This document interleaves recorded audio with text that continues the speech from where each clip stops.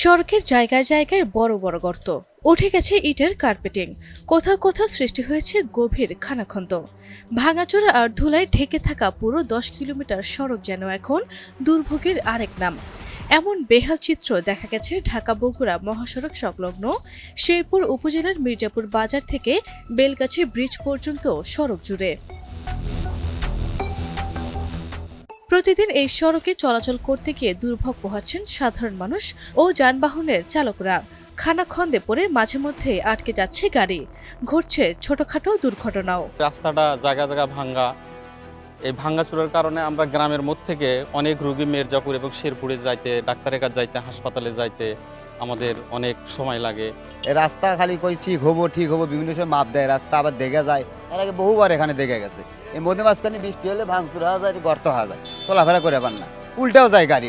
এই সড়কের দুই ধারে রয়েছে অন্তত 20 থেকে 25টি গ্রামে বসবাস করা প্রায় 2 লাখেরও বেশি মানুষ।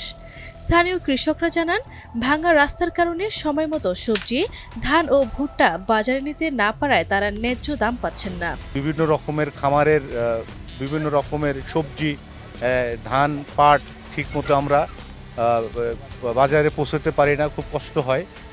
আবারও বলছি, কর্তৃপক্ষের কাছে আকুল আবেদন আমাদের এই রোডটা জানি অতি দ্রুত সংস্কারের ব্যবস্থা করে।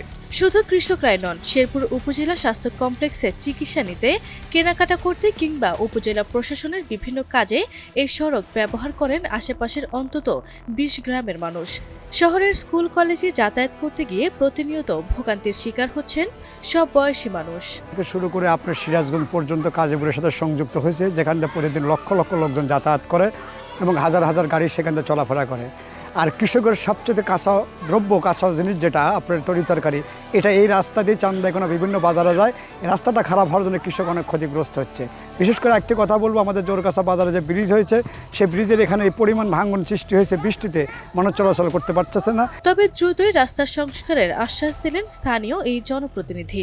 মির্জাপুর বাজার হইতে বেলগাছি টাওয়ার পর্যন্ত রাস্তার দুর্দশা, তাই আমি শেরপুর উপজেলা ইউনো মহোদয় এবং ইঞ্জিনিয়ার মহোদয়ের সহযোগিতায় এবং আমি নিজেও বারবার চেষ্টা করে এই রাস্তাটি আগামী দিনের জন্য সংস্কার করে এনেছি।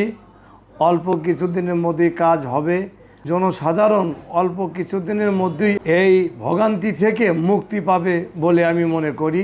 এলাকাবাসীর দাবি, 3 উপজেলার মানুষের চলাচলের এই গুরুত্বপূর্ণ সড়কটি যেন দ্রুত টেকসইভাবে মেরামত করা হয়, যাতে জনজীবনে স্বস্তি ফেরার পাশাপাশি সচল হয় কৃষি ও যোগাযোগ ব্যবস্থাও।